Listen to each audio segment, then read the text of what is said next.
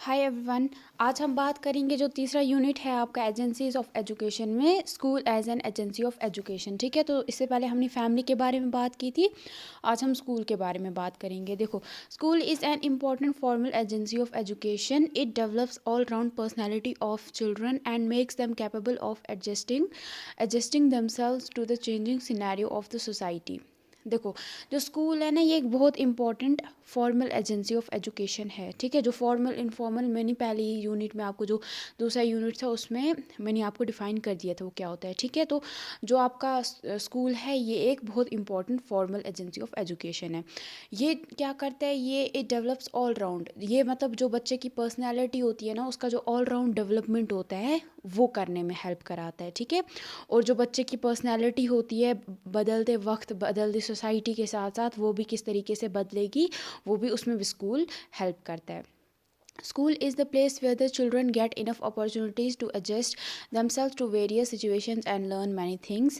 तो जो स्कूल है ना, ये एक बच्चे जो या जो स्कूल जो बच्चे होते हैं उनको बहुत सारी अपॉर्चुनिटीज़ प्रोवाइड करता है, ताकि वो जो भी अलग अलग सिचुएशंस आती हैं उनके साथ अच्छे से उनमें वो अपने आप को एडजस्ट करा ले।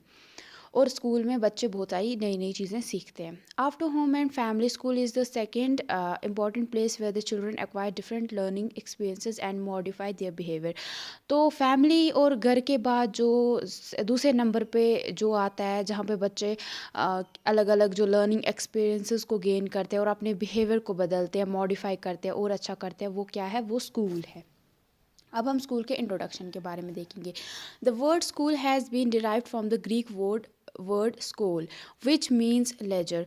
तो जो अगर हम जो स्कूल वर्ड है ना, इसको एक ग्रीक वर्ड से निकला है ये। ठीक है, स्कूल या स्कूल इसको बोल सकते हो, तो जिसका मतलब था लेजर। लेजर होता है आराम करना। ठीक है, आराम होना, इंजॉय करना। ठीक है, जैसे कोई लेजर टाइम, फ्री टाइम में, मतलब वहाँ पे इंजॉय करना उस टाइम में।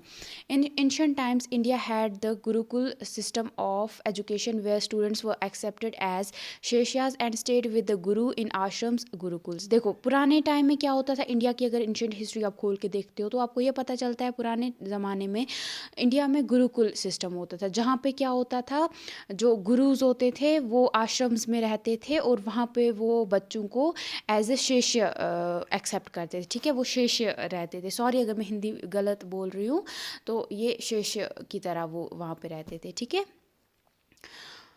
उसके बाद है आपका, जिनको आप जिस जगह पे होता था उसको, जहाँ पे आपके वो जो गुरु होते थे और शिष्य जहाँ पे फिर बैठते थे, गुरु से चीज़ें सीखते थे, उसको आश्रम या गुरुकुल बोला जाता था, यानी पुराने टाइम का school. Teaching learning process was conducted in the gurukul system through face to face interactions, story telling, hands on activities of different nature and expose to the nature for true learning. तो कैसे पढ़ाया करते थे वो, face to face interaction होती थी, teacher होता था और बच्चा होता था, और स्टोरी टेलिंग होती थी, मतलब बच्चे को स्टोरीज़ के थ्रू समझाया करता था, एक्टिविटीज़ अलग अलग कराया करता था, नेचर में वो उनको लेते थे, नेचर के साथ नेचर में एक्सपोज करते थे, चीज़ें दिखाते थे, फिर वो बच्चे खुद वो चीज़ें करते थे, फिर गुरु से वो शेषर्स बातें सीखते थे। The objectives of learning were to understand life, nature and acquire values. तो ऑब्जेक्टिव्स क्या थे लर्निंग के, मतलब क्या सिखाने के लिए पेरेंट्स भेजते थे बच्चे को, वो ये सिखाने के लिए भेजते ताकि बच्चे समझ सके कि ज़िंदगी क्या है, नेचर कुदरत क्या है, वैल्यूज़ कैसे वो सीखते अच्छे अच्छे। It did not require only memorizing the information, rather to reflect upon it for one's life practices। ये सिर्फ नहीं था कि बच्चों को वो सिर्फ चीज़ें याद कराया करते थे, सिर्फ मेमोराइज कराते थे, रोट लर्निंग होती थी, बल्कि वो ये भी सिखाते थे कि कैसे बच्चा जो है वो चीज़, जिसको जो चीज़ उसको याद दिलाई जा रही है, याद कराई जा रही है, वो कैसे अपनी ज़िंदगी में इम्प्लीमेंट करे, यानी ज़िंदगी को भी उसी तरीके से जिए, वो चीज़ें सारी अपनी ज़िंदगी में डाले। But now the concept of schooling has changed. It donates a formal center of education where the children need to be taught about the societal system, governance, civic structure, democracy, country, demography, history, languages, mathematics, vocations, etc. The school system thus becomes an important agency of education। लेकिन अगर अब हम बात करेंगे, अभी जो ये एक जो एजुकेशन का जो इस है, मतलब जो स्कूलिंग का जो ये कॉन्सेप्ट है, ये बहुत बदल चुका है। यहाँ पे अगर आप देखोगे यहाँ पे ना ही सिर्फ चीज़ें याद वगैरह कराई जाती है, बल्कि यहाँ पे सोसाइटी को समझाया जाता है कि सोसाइटी क्या है, कैसे आपको रहना है, गवर्नेंस क्या होती है, सिविक स्ट्रक्चर क्या होता है, सोसाइटी में कैसे रहना है, डेमोक्रेसी क्या होती है, सिटीजनशिप क्या होती है, कंट्री क्या है, डेमोग्राफी क्या है, पॉपुलेशन क्या है, उसके बारे में हिस्ट्री क्या है, लैंग्वेजेस अलग अलग सिखाई जाती है, मैथमेटिक्स सिखाया जाता है, वोकेशन हो गया, स्किल्स वगैरह दी जाती है बच्चों को। यानी इसका जो एक वो एरिया था वो ब्रॉड हो गया है, इसमें बहुत सारी चीज़ें डाली गई है। तो इसीलिए जो स्कूल है अब ये बहुत इंपॉर्टेंट एजेंसी ऑफ एजुकेशन बन चुका है। Role of school for development and education of the child. अब स्कूल का क्या रोल रहता है बच्चे के डेवलपमेंट और एजुकेशन के लिए? The school is an agency of education and also is a miniature form of the school. देखो जो स्कूल है ना, ये एक बहुत इंपॉर्टेंट एक एजेंसी ऑफ एजुकेशन है, ठीक है। और यहाँ पे एक छोटा सा सोसाइटी का पार्ट है, जहाँ पे सोसाइटी के बारे में, छोटी सोसाइटी का एक ये है मतलब शक्ल है, जहाँ पे बच्चे बहुत सारे बच्चों के साथ, एक जो बच्चा होता है वो बाकी बच्चों के साथ मिलता है, जो सोसाइटी के अलग अलग कस्बों में से आए होते हैं, अलग अलग जगहों से आए होते हैं, तो वो सीखता है उनके साथ बैठ के, है ना। तो एक छोटी सी उसकी वो शेप है। It comprises the different stake holders like teachers, students, parents and the government. देखो स्कूल में आप देखोगे, स्कूल टीचर्स होते हैं, यहाँ पे स्टूडेंट्स होते हैं, पेरेंट्स होते हैं, और गवर्नमेंट का भी कहीं ना कहीं मतलब बहुत ज़्यादा हाथ होता है स्कूल्स में। The schools has its own culture and social setting. जो स्कूल है इसमें अपना कल्चर होता है और एक अलग अपनी एक सोशल सेटिंग होती है कि कैसे उठना है, कैसे बैठना है, कहाँ कब क्या होगा सारा। Socialization is also an important function of the school. The process of socialization of the child which takes place in family extends to school when she enters it. तो जो सोशलाइजेशन है ना, वो भी स्कूल का बहुत ज़्यादा इंपॉर्टेंट काम है।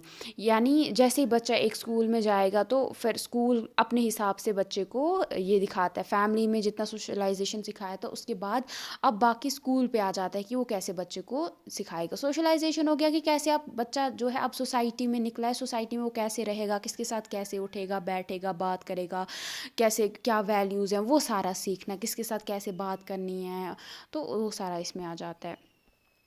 Besides socialization, another significant function of school is the transmission of cultural norms and values to new generations.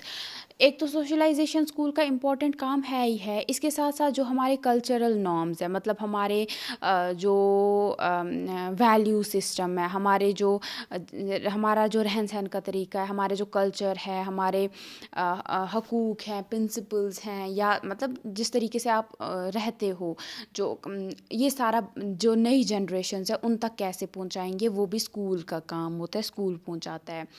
Students coming from different strata of the school are made to follow the rules and regulations of the school. School में आप देखोगे अमीर के घर का बच्चा भी होगा, गरीब के घर का भी होगा, या मिडिल क्लास का भी होगा, है ना। तो ऐसा नहीं है कि जो अमीर का बच्चा होगा उसको अलग रूल्स फॉलो करने हैं, जो गरीब है उसको अलग, बल्कि सब के लिए सेम जो स्कूल ने रखे हैं रूल्स और रेगुलेशंस, वो सबको सेम फॉलो करनी पड़ती हैं। School undertakes different activities at different levels to ensure overall personality development of the child. जो स्कूल है वो अलग अलग किस्म की एक्टिविटीज़ वगैरह कराता है, ताकि और अलग अलग लेवल पे कराता है ना। एक जब जो नया नया बच्चा होगा 6 साल का या 4 साल का, उसको अलग एक्टिविटीज़ कराई जाएंगी। जो 7 साल का होगा, जो 8 का होगा, जो फिर 12th में होगा, उसको अलग एक्टिविटीज़ कराई जाएंगी, ताकि जिस तरीके से उसकी जिससे उन एक्टिविटीज़ से ताकि उसकी जो बॉडी है उसका ओवरऑल जो उसकी पर्सनैलिटी, जो अगर बात करेंगे पर्सनैलिटी, बॉडी तो पर्सनैलिटी का एक छोटा सा पार्ट है, यानी उसमें सारा आ जाता है पर्सनैलिटी में, मेंटल, इमोशनल, फिज़िकल सारा आ जाता है, वो सारा डेवलपमेंट ताकि बच्चे का अच्छे से हो पाए। School therefore plays a significant role in laying the foundation of child's personality in terms of physical, cognitive, school, emotional, moral and spiritual development. तो इसीलिए जो एक ये है जो आपका स्कूल है, ये एक बच्चे की पर्सनालिटी का वो जो एक फाउंडेशन जो बनाता है, वो ताकि उसकी जो पर्सनालिटी है, उसके जो फिज़िकल, कॉग्निटिव हो गया, साइकोलॉजिकल जो होता है, सोशल, इमोशनल, वो सारे जो डेवलपमेंट है अच्छे से हो सके, ठीक है। उसका वो एक ईंट रखता है, ताकि फिर उसके ऊपर फिर धीरे धीरे वो अच्छे से पूरा डेवलपमेंट हो जाएगा। In the changing scenario of education, the school basically performs two types of roles: manifestation role and emerging role. तो अभी अगर आप बदलते हुए वक्त के साथ देखोगे तो स्कूल दो फंक्शंस पूरे करता है, दो काम करता है। एक है मैनिफेस्टेशन रोल, दूसरा है इमर्जिंग रोल। अभी मैनिफेस्टेशन और इमर्जिंग रोल क्या है, ये हम अब डिस्कस करेंगे। तो अगर हम बात करते हैं मैनिफेस्टेशन रोल के बारे में, तो यहाँ पे कुछ मैनिफेस्टेशन में आ जाते हैं आपके। सबसे पहले ट्रांसमिटिंग ट्रेडिशनल कल्चर। सबसे पहले जो भी हमारे जो ट्रेडिशनल कल्चर है, जो हमारे एंसेस्टर्स फॉलो करते हुए आ रहे हैं, जो हमारे बिलीफ सिस्टम है, जो हमारे वैल्यूज़ हैं, उन सब को हमारे जो आने वाली जनरेशन है, जो हमारे बच्चे हैं, उन तक पहुंचाना वो स्कूल उसको काम करता है ना। School as an agency of education transmit social culture और process by which the culture of a society is passed on to its future members. Children are taught about culture, beliefs, values, and norms of the society. School helps the children develop self concepts, emotions, attitudes, and desirable behaviors for proper adjustment to the society. Every society has its own heritage and history. The main function of school is to make the students aware of the culture, history, and heritage of the society. This is done through formal teaching of history literature. देखो क्या होता है यहाँ पे basically क्या है।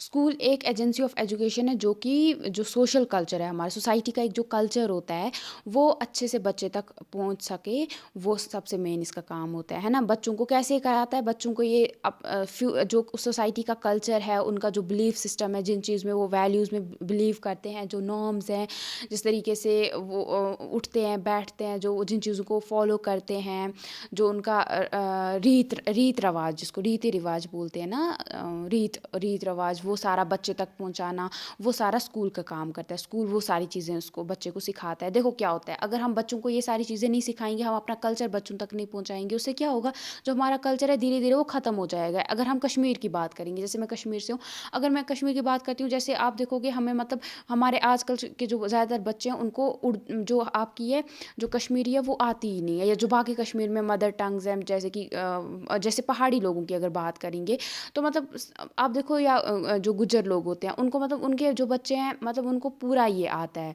उनको अपने जो लैंग्वेज है उनको आती है। बट वहीं पे हमारे अगर कश्मीरी बच्चों को देखेंगे, बहुत सारे बच्चे ऐसे होते हैं जिनको कश्मीरी ही नहीं आती है, जिसकी वजह से क्या हो रहा है, जो हमारा जो कश्मीर का वो एक कल्चर है, वो एक जो लैंग्वेज जो है वो ही ख़त्म हो रही है ना। तो सेम यही हो जाता है, मतलब धीरे धीरे वो एक जो वो सोसाइटी का कल्चर होता है, वो बच्चों को लगता है धीरे धीरे अपने उससे शर्म आने लगती है, वो बात ही नहीं करते हैं अपनी उस लैंग्वेज में, वो इंग्लिश में बात करेंगे या दूसरी लैंग्वेज में करेंगे, बट अपनी मदर टंग में बात नहीं करेंगे। इसकी वजह से क्या होगा, धीरे धीरे वो लैंग्वेज जो है वो ख़त्म हो जाएगी, यानी कल्चर का जो एक सबसे इंपॉर्टेंट पार्ट होता है लैंग्वेज, वो ही ख़त्म हो जाएगा। तो ये है, इसीलिए स्कूल का बहुत इंपॉर्टेंट ये भी है कि वो बच्चों को अपने वो जो कल्चर के जितने भी पहलू हैं उन सबको बच्चे तक पहुंचाएं।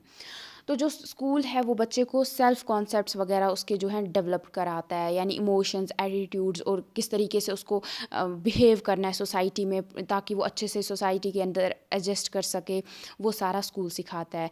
तो जैसे कि हमें पता है हर एक सोसाइटी का अपना एक कल्चर होता है, अपनी एक हिस्ट्री होती है, अपना एक हेरिटेज होता है।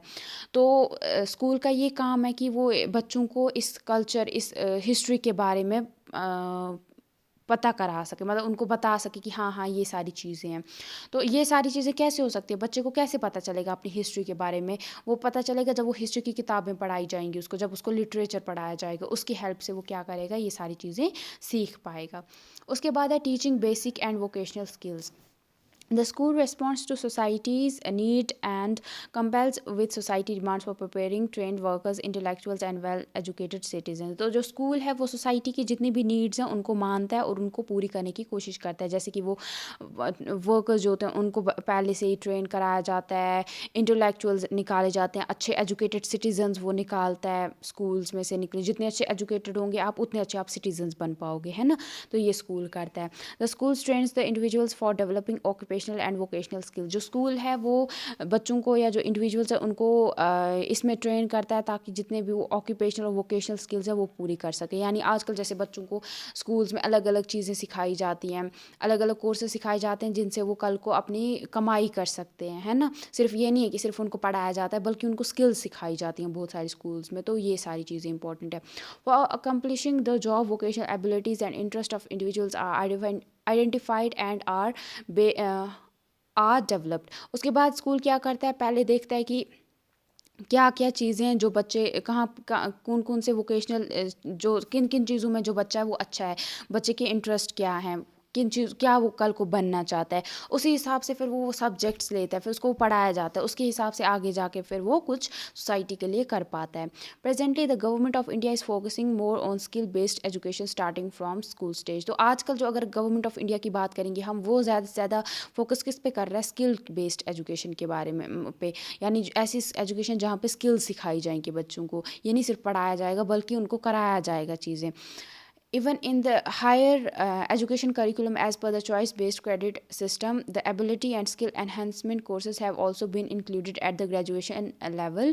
It is because the main focus of education is to produce skills based human power. तो अगर वहीं पे हम बात करेंगे, अगर हायर एजुकेशन में भी चॉइस बेस्ड क्रेडिट सिस्टम बनाया गया है, जो इग्नो में भी है, यहाँ पे कुछ एबिलिटी और स्किल एनहेंसमेंट कोर्सेज होते हैं, जैसे कि EVS आप अपना ले लो। अगर आप पढ़ना भी नहीं चाहते हो बट आपको स्टिल पढ़ाया जाता है ताकि आपको पता चल सके कि एनवायरनमेंट क्या है, ताकि आपको समझ उसमें चीज़ें आएँ, ताकि वो चीज़ें आप करके कुछ मतलब उसमें उस फील्ड में भी जा सको कल को। तो ये सारा है आपका कराता है स्कूल, इसमें भी help. Character education, the school inculcates values among the children. तो जो स्कूल्स हैं वो बच्चों के अंदर वैल्यूज़ को डालता है, सच बोलना, गलत झूठ ना बोलना, ये सारी चीज़ें सिखाता है। In school curriculum moral school science is integrated into different subjects. अगर स्कूल के करिकुलम में बात करेंगे, जो मॉरल साइंस है, यानी एक बच्चे को ये समझ आए कि गलत और सही क्या है, बड़े से कैसे बात करनी है, छोटे से कैसे बात करनी है, जो मतलब वो सारी चीज़ें समझे। वो किस में समझ पाता है एक बच्चा, मॉरल साइंस में, ठीक है। तो वो बहुत सारे आपके डिफरेंट सब्जेक्ट्स में उसके कुछ पार्ट्स डाले गए हैं। The stories of national heroes are also part of the curriculum. जैसे हमारे नेशनल हीरोज़ हैं जिन्होंने हमारे लिए हमें आज़ाद कराया ब्रिटिशर्स से, उनकी जो स्टोरीज़ हैं वो डाली गई हैं अलग अलग करिकुलम। हिस्ट्री में अगर आप देखोगे तो उनके बारे में पढ़ाया जाता है। The school has a responsibility to create individuals of high morals and characters. तो स्कूल की ये रेस्पॉन्सिबिलिटी बनती है कि वो ऐसे बच्चे क्रिएट करे, ऐसे बच्चे बनाए जिनके अंदर हाई मॉरल्स हों, ठीक है, उनको वैल्यूज़ पता हो, करेक्टर उनका बहुत अच्छा हो। In school students learn to follow rules and regulation. School में क्या होता है, बच्चा ये सीखता है कि रूल्स को कैसे फॉलो करते हैं, क्यों फॉलो करना होता है, रेगुलेशंस को क्यों मानना होता है। वो पेशेंस सीखते हैं, सब्र सीखते हैं। वो अलग अलग जो लोग हैं, जो जिनका अलग अलग रिलीजन है, उनके सोचने का नज़रिया, उनको रिस्पेक्ट करना, उनको इज़्ज़त देना सीखते हैं। School also teaches the learners to learn the ethics. तो इसके साथ साथ जो स्कूल हैं वो बच्चे को जो ये भी सिखाते हैं कि एथिक्स क्या है, वैल्यूज़ क्या है, मॉरल्स क्या हैं, और and life skills require for becoming. तो इसके साथ साथ वो ये भी बच्चे को सिखाते हैं कि कैसे आप एक कंट्री के, हमारे जैसे इंडिया के, आप सबसे बेस्ट सिटीज़न, मतलब अच्छे सिटीज़न बन सकते हो। The above aspect which are taught by schools lead to character development of the students. इसके साथ साथ बाकी और भी चीज़ें सिखाई जाती हैं जिससे एक जो बच्चे का है कैरेक्टर का डेवलपमेंट हो जाता है। तो ये सारा था आपका मैनिफेस्टेशन रोल, ठीक है, में आता है। अब है आपका इमर्जिंग रोल। तो यहाँ पे कुछ इमर्जिंग रोल्स हैं, जैसे कि इम्पार्ट्स लाइफ स्किल्स एजुकेशन। देखो, today's society expects school to teach students life skills such as self-awareness, effective communication, creative thinking, critical thinking, problem solving ability, coping with stress, coping with emotions, etc. देखो, जो आजकल की society है वो school से बहुत सारी चीज़ें एक्सपेक्ट करती है, जैसे कि वो ये बोलते हैं कि जो स्कूल में है, स्कूल को बच्चे को स्किल्स सिखानी है जिनसे वो अपने बारे में, उसको अपने बारे में पता चल सके कि वो क्या है, क्या चाहता है, वो अच्छे से बात कर पाए दूसरे लोगों के साथ, मतलब कम्युनिकेशन उसकी स्किल्स बहुत अच्छी हों, वो क्रिएटिव थिंकिंग हो उसकी, मतलब वो नई नई आइडियाज़ निकाल सके, क्रिटिकल थिंकिंग हो, मतलब उसको समझ आ जाए कि कहाँ पे क्या सही है, कहाँ पे गलत है, दूसरों की बातों में जल्दी ना आ जाए, वो प्रॉब्लम्स को सॉल्व कर सके धीरे से, स्ट्रेस के साथ वो अच्छे से कॉप कर सके। ऐसा नहीं है कि कुछ भी हो जाए स्ट्रेस में चला जाए, अपने इमोशंस पे उसको काबू हो। तो ये सारी चीज़ें स्कूल का, मतलब स्कूल से एक्सपेक्ट की जाती हैं। According to World Health Organization, life skills are the abilities for adaptive and positive behavior that enables individuals to deal effectively with the demands and everyday challenges। तो अगर हम वर्ल्ड हेल्थ ऑर्गेनाइजेशन की बात करेंगे तो वो ये बोलता है कि जो लाइफ स्किल्स हैं ये कुछ ऐसी एबिलिटीज़ हैं जिनसे बच्चा एक पॉजिटिव बिहेवियर को अपनाता है, जिससे वो जितने भी उसकी रोज़मर्रा की ज़िंदगी की डिमांड्स हैं, प्रॉब्लम्स हैं, उनके साथ अच्छे से वो डील कर पाता है।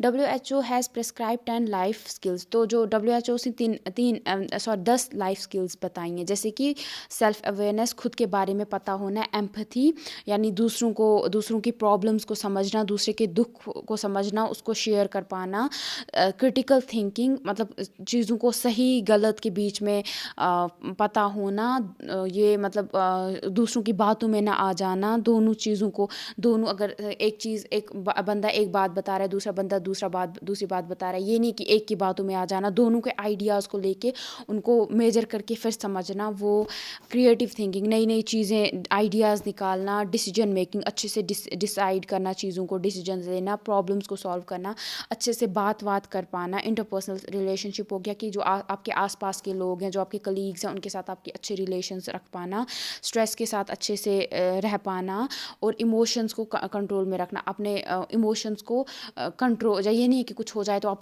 बहुत ज़्यादा खुश हो जाते हो, वहीं पे कुछ बुरा हो जाए तो आप रोते ही रहते हो, ये नहीं है। ये सबके सामने आपको ये ना पता हो कि मुझे किसके साथ कैसे बिहेव करना है, कैसे कहाँ पे ये करना है, ये सारी चीज़ें लाइफ स्किल्स में आपके आ जाती है। और किसका काम है? स्कूल का काम है या आपके अंदर डालना। Promotes functional literacy, school develops basic academic skills like, तो जो स्कूल है ये आपके बेसिक जो पढ़ाई लिखाई की स्किल्स हैं वो डालता है आपके अंदर, जैसे कि रीडिंग, पढ़ाई कर पाना, राइटिंग, लिख पाना, अर्थमेटिक स्टूडेंट्स मतलब जो मैथमेटिक्स के जो प्रॉब्लम्स हैं उनको सॉल्व कर पाना। Literacy generally means knowledge of 3 R's, जो लिटरेसी है पढ़ाई लिखाई मतलब जो पढ़ा हुआ तब बोल सकते हो आप किसी को जब उसके पास नॉलेज होगी 3 R's की, यानी रीडिंग उसको आती होगी, राइटिंग आती होगी, अर्थमेटिक आती होगी। Apart from promoting general literacy, school also make students functionally literate. एक तो ये करते ही हैं, जनरल लिटरेसी डालते हैं, इसके साथ साथ वो फंक्शनल लिटरेसी भी डालते हैं। अब ये क्या होता है फंक्शनल लिटरेसी? ये होती है implies knowledge, skills, attitudes and values by acquiring which an individual can face the challenges of life and lead a smooth life in the society. तो फंक्शनल लिटरेसी क्या होती है? ये होती है बच्चे के अंदर ऐसी नॉलेज डालनी, स्किल्स डालनी, एटीट्यूड, वैल्यूज़ उसका इस तरीके से बनाना कि कल को कोई भी उसकी ज़िंदगी में प्रॉब्लम्स आए वो उनके साथ अच्छे से डील कर सके और अपनी ज़िंदगी बहुत अच्छे से चला सके, स्मूथली चला सके। Fosters creativity. School provides an environment for fostering creative minds of the children. जो स्कूल हैं ये एक ऐसा environment बनाते हैं जो बच्चों का जो माइंड है उसको क्रिएटिव बन सके, ताकि it encourages children to think divergent and create new ideas. तो ये बच्चों को अलग अलग तरीक़ों से सोचना सिखाता है और जिससे नए नए आइडियाज़ आते हैं बच्चे के दिमाग में। It promotes creative thinking among young children. तो ये बच्चों के अंदर जो है क्रिएटिव थिंकिंग को कैसे आप वो अलग अलग आइडियाज़ निकाल सकते हैं वो सिखाना, वो उस चीज़ को प्रमोट करते हैं। There activities in the school like projects which expect children to exhibit their creativity. School में बहुत सारे ऐसे प्रोजेक्ट्स होते हैं जहाँ पे बच्चे को कुछ काम दिए जाते हैं, वो उनको करने होते हैं, फिर उससे अंदाज़ा लगाया जाता है बच्चा कितना क्रिएटिव है। यानी उनको प्रोजेक्ट्स दिए जाते हैं, वो बनाते हैं, उनको अलग अलग ड्राइंग्स दी जाती हैं, फिर बोला जाता है तुम ऐसे बनाओ, फिर बच्चे बनाते हैं, जो कि होता है। गवर्नमेंट स्कूल्स में तो उतना नहीं होता है जहाँ तक मुझे पता है, बट प्राइवेट स्कूल्स में इन चीज़ों पे बहुत ज़्यादा फोकस होता है। Scientific exhibitions provide children a scope to exhibit their creative abilities by demonstrating innovative scientific innovations. वहीं पे जो साइंटिफिक जो एग्जीबिशंस कराई जाती हैं यहाँ पे बच्चे अपने अलग अलग चीज़ें बनाते हैं, जैसे कि आधे बच्चे माइक्रोस्कोप बनाने की कोशिश करते हैं, आधे अलग अलग चीज़ें बनाने की कोशिश करते हैं, आधे एरोप्लेन बनाने की कोशिश करते हैं। तो जिससे फिर वो क्या होता है उससे उनको जो साइंटिफिक इनोवेशंस है वो उनके अंदर आने लगती हैं। School provide students opportunities for creating new knowledge and dissemination of that knowledge. तो बच्चे के अंदर जो स्कूल है वो उनको स्कूल जो है वो बहुत सारी अपॉर्चुनिटीज़ देता है जिससे बच्चे के अंदर नई नॉलेज आती है और उस नॉलेज को नए नए तरीक़ों से यूज़ करना सीखता है। School is thus a rearing ground for fresh minds, novel ideas, innovating thinking, scientific observation, inquiry. तो इसीलिए जो स्कूल है ये एक मतलब इसका बहुत मतलब ग्राउंड है, रियरिंग ग्राउंड, जहाँ पे बच्चे पलते हैं, जहाँ पे उनका जो माइंड है वो पलता है, जहाँ पे माइंड उनका एक फ्रेश मतलब माइंड हो जाता है, जहाँ पे वो नई चीज़ें सीखते हैं, जहाँ पे वो ये नहीं जो मतलब उन्होंने फैमिली में सीखा वही सारी चीज़ें, बल्कि उससे भी वो आगे को निकलते हैं, नई चीज़ें सीखते हैं, उनके अच्छे अच्छे आइडियाज़ आते हैं, इनोवेटिव थिंकिंग हो जाती है उनकी, और साइंटिफिक ऑब्जर्वेशन वगैरह, इंक्वायरी हो गया कि नई नई चीज़ों को देख के पूछते हैं कि ये क्यों है, कैसे है, जो बच्चे करते हैं। Teachers learners to live together. According to Delors Commission 1996, तो जो डोलोर्स कमीशन है वो ये बोलती है कि the task of education is to teach at one and the same time the diversity of human race and awareness of similarities between the interdependence of all humans. तो जो एजुकेशन का ये जो कमीशन है ये बोलती है कि जो एजुकेशन का ये काम है कि वो बच्चे को एक टाइम पे ये मतलब सिखा सके कि जो ह्यूमन रेस में जो अलग अलग डाइवर्सिटी है वो क्या है। मतलब बहुत सारे बच्चों को, जैसे आप खुद देखोगे, मतलब आप हम सारे ह्यूमन बींग्स एक जैसे नहीं है दिखने में, है ना? मतलब हम मतलब बहुत अलग हैं एक दूसरे से। जैसे अलग अलग कंट्रीज़ में आप जाओगे, लोग मतलब अंग्रेज़ अलग हैं हमसे दिखने में, इंडियंस हम अलग हैं। अगर इंडियंस में ही आप देख लोगे, हम बहुत एक दूसरे से अलग हैं। हमारी रेस जो है, वहीं पे अगर आप कोरिया की बात करोगे या चाइना की बात करोगे, वो इसको रेस बोलते हैं, ठीक है।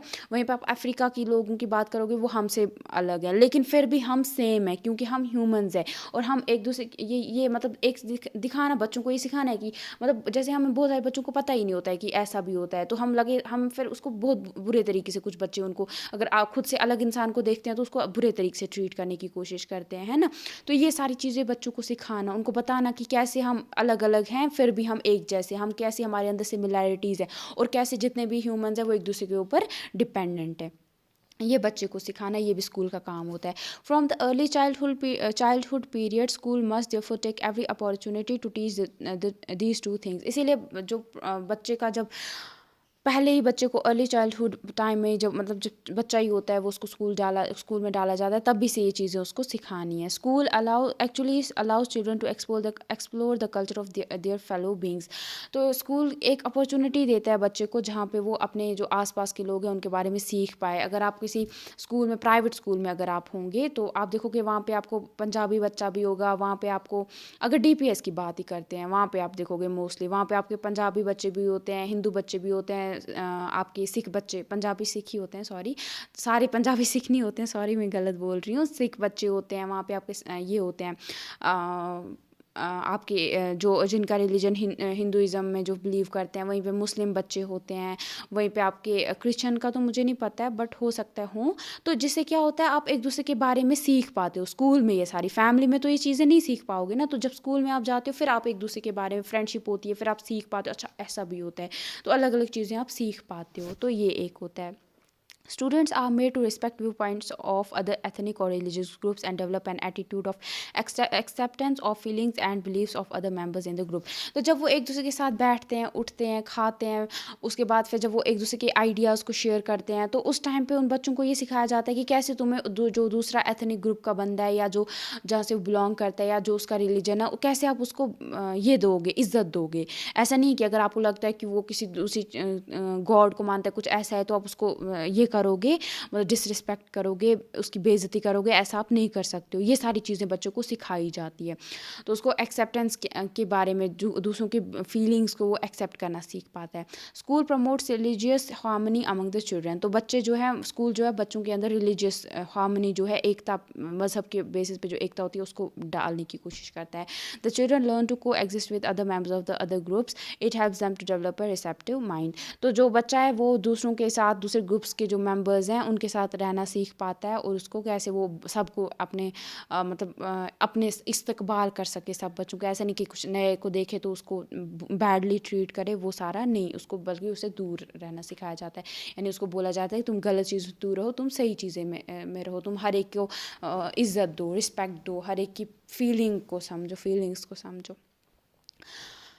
अब है आपका लास्ट टॉपिक है कि relationship between school and home. तो स्कूल और होम में क्या, जो घर और स्कूल है उसमें क्या रिलेशनशिप है। Parents send their children to school with the hope that their children will acquire knowledge, develop basic skills and inculcate moral and ethical values. Parents क्यों बच्चों को स्कूल भेजते हैं? क्योंकि वो चाहते हैं कि जो स्कूल है वो जो उनके बच्चे होते हैं उनके अंदर नॉलेज डाल सके, उनके अंदर जो बेसिक स्किल्स हैं उनको डेवलप कर सके, उनके अंदर मॉरल और एथिकल वैल्यूज़ डाल सके, है ना। ऐसे ही तो कोई स्कूल नहीं भेजता है ना। The contribution of home and school in the development of child are interdependent. तो जो दोनों मतलब एक साथ, अगर बच्चे का तभी अच्छे से डेवलपमेंट होगा जब स्कूल और जो घर है वो एक साथ मिल के बच्चे के डेवलपमेंट के लिए काम करेंगे। Both this agencies play an important role in the process of socialization of the children. तो ये दोनों एजेंसीज मिल के बहुत ज़्यादा इंपॉर्टेंट रोल अपना अदा करती हैं बच्चे के सोशलाइजेशन में। Both the agencies of education are dependent on each other in terms of educating children and nurturing values among them. तो दोनों एक दूसरे के ऊपर डिपेंडेंट है, जिससे बच्चे के अंदर जो है उसके जो ताकि बच्चा अच्छे से एजुकेट हो सके और उसके अंदर जो वैल्यूज़ है वो बढ़ सके। Schools schools organize parent teacher meetings for ensuring parental involvement and participation in the development of the school. School क्या करते हैं, आपने बहुत बार देखो, पेरेंट टीचर मीटिंग होती है, जिससे क्या होता है, बच्चे जो टीचर्स हैं वो स्कूल ये कोशिश करता है कि जितना ज़्यादा हो सकता है जो पेरेंट्स हैं वो बच्चे के जो हैं उसमें इन्वॉल्व हो सकें, ताकि जो दोनों मिल के बच्चे के लिए काम कर सके. Home on the other hand fulfils the basic requirements of the children, prepares them for the school. वहीं पे जो घर है वो अपनी जो बेसिक जो रिक्वायरमेंट्स है बच्चे की, रोटी कपड़ा मकान, वो सारा फुलफिल करता है ताकि वो बच्चा फिर स्कूल के लिए आगे जा सके. Conducive environment at school influences the children in their involvement in school activities and solving the problems face by them. वहीं पे अगर घर पे अच्छा एनवायरनमेंट होगा, उससे क्या होगा, बच्चा स्कूल एक्टिविटीज़ में अच्छे से पार्टिसिपेट कर पाएगा और जो जितनी भी प्रॉब्लम्स हो उनको अच्छे से सॉल्व कर पाएगा. Therefore both the school as well as the home plays a critical role in the development of the children. तो इसीलिए दोनों स्कूल, ये नहीं कि सिर्फ स्कूल इंपॉर्टेंट है या होम इंपॉर्टेंट है, बल्कि ये दोनों बहुत ज़्यादा इंपॉर्टेंट है एक बच्चे के डेवलपमेंट के लिए, और ये बहुत क्रिटिकल रोल निभाते हैं. वहीं पर अगर स्कूल में अच्छा एनवायरनमेंट नहीं होगा तो भी बच्चे के इस पर असर पड़ेगा, पर्सनालिटी पे. अगर वहाँ पे बुलिंग होती है, बच्चे को परेशान किया जाता है, तो वही प्रॉब्लम होगी. वहीं पे घर पे अच्छा माहौल नहीं है, डोमेस्टिक वायलेंस है, बाकी प्रॉब्लम्स है, तो भी बच्चे की पर्सनालिटी पे बुरा असर पड़ेगा. इसीलिए दोनों का एनवायरनमेंट अच्छा होना ज़रूरी है. Moreover, in the Right to Education Act 2009, it has been recommended to form school management committee through which the parents can contribute to the school development activities and establish better relationship between the school and the home. This is quite evident that without the cooperation of home, school cannot function well and vice versa. तो अगर right to education जो act 2009 में लागू किया गया था, उसमें ये बोला गया है कि स्कूल मैनेजमेंट कमेटी बनाई जाएगी, जिससे क्या होगा, जिसमें जिस कमेटी में जो पेरेंट्स हैं वो स्कूल में जो अलग अलग एक्टिविटीज़ वगैरह हैं उनमें कंट्रीब्यूट करेंगे, जिससे मतलब जो भी जो वो पैसा देना चाहते हैं या बाकी जो उनका रोल है वो अगर पूरा करेंगे, जिससे जो स्कूल है वो अलग अलग एक्टिविटीज़ वगैरह को इस्टेब्लिश करेगा, एक्टिविटीज़ कराया करेगा स्कूल में, जिससे जो बच्चे का है वो बहुत अच्छे से डेवलपमेंट हो जाएगा, जिसमें पेरेंट टीचर मीटिंग भी आ जाएगी और भी बहुत सारी चीज़ें होंगी. जब बच्चों के अलग अलग उनको गेम्स में इन्वॉल्व किया जाएगा, टीचर जो पेरेंट्स को फिर बुलाया जाएगा, फिर पेरेंट्स देखेंगे, तो उससे वो क्या हो जाएगा, एक अच्छे से जो इन दोनों की रिलेशनशिप बनी रहेगी और बच्चे का बहुत अच्छे से जो है डेवलपमेंट हो जाएगा. देखो, as a teacher how can you improve the relationship between school and home. तो अगर आप टीचर बनते हो तो आप कैसे जो स्कूल और जो घर है उन दोनों के बीच में रिलेशनशिप को इम्प्रूव कर सकते हो. तो कुछ सजेशंस आपको बतानी है. देखो, what manifest functions does the school perform. Manifestation जो मैंने आपको पढ़ाए थे ना, फंक्शंस जो होते हैं मैनिफेस्ट फंक्शंस, वो कौन कौन से स्कूल परफॉर्म करता है. तो इसका आंसर ये रहेगा आपका transmitting traditional culture, teaching basic and vocational skills और करेक्टर एजुकेशन. ठीक है, ये था इसमें. वहीं पे आपको explain the concept learning to live together. ये जो कॉन्सेप्ट है बच्चे को सिखाया जाता है कि एक साथ मिल के रहना, ये क्या है, ये यहाँ से यहाँ तक आपको बताना है. ठीक है, तो ये आपको डिफाइन करना था. इसी के साथ आपका स्कूल वाला भी एंड हो गया. फिर हमें community as an agency of education देखना है. उसके बाद आपको state as an agency of education देखना है, एंड देन आई थिंक फिर media as an agency of education देखना है, जो कि आजकल के लिए बहुत इंपॉर्टेंट है. ठीक है, तो फिर ये ख़त्म ही हो जाएगा हमारा टॉपिक.